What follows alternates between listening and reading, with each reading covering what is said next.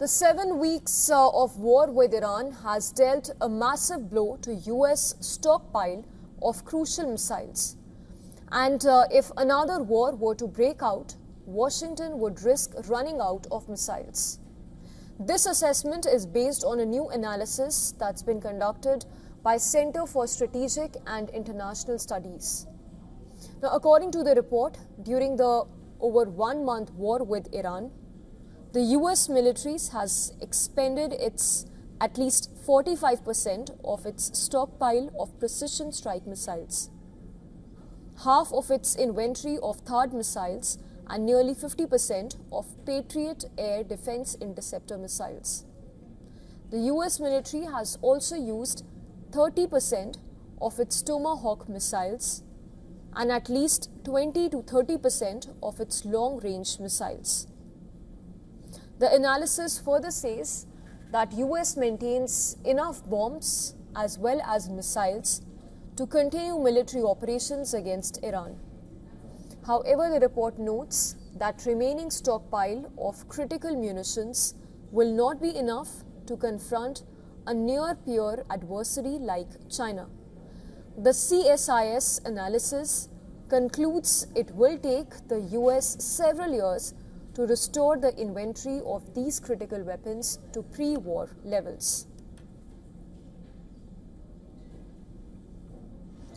The report mirrors the broader concern in the US military establishment. Since the beginning of the Iran war, US has been firing expensive missiles and interceptors faster than it can replenish them. Last month, the Pentagon had signed a series of contracts aimed at boosting missile production on a wartime footing. But there are no quick-fix solutions in sight, as CSIS report notes that the delivery of these weapons will take at least 3 to 5 years. This creates a near-term risk for the US if the new conflict, especially against a major power like China, breaks out. The Pentagon and the Trump administration have repeatedly denied any shortage, but as the report suggests, dragging the war could come at a huge cost for the US military.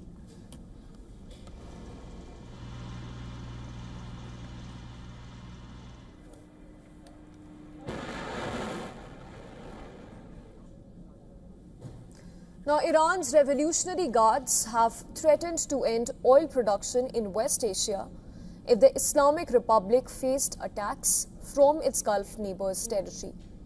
Well, this threat by Iran came as a 14-day ceasefire deadline approached and before Trump announced an extension of the ceasefire deal.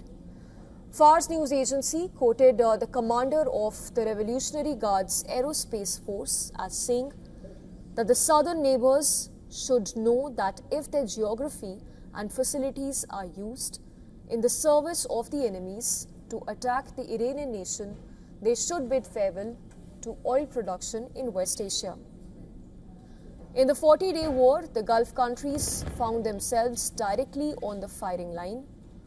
Iran initially responded by targeting US military bases, facilities, and personnel in these countries, but later widened their targets to energy facilities, desalination plants, and population centers.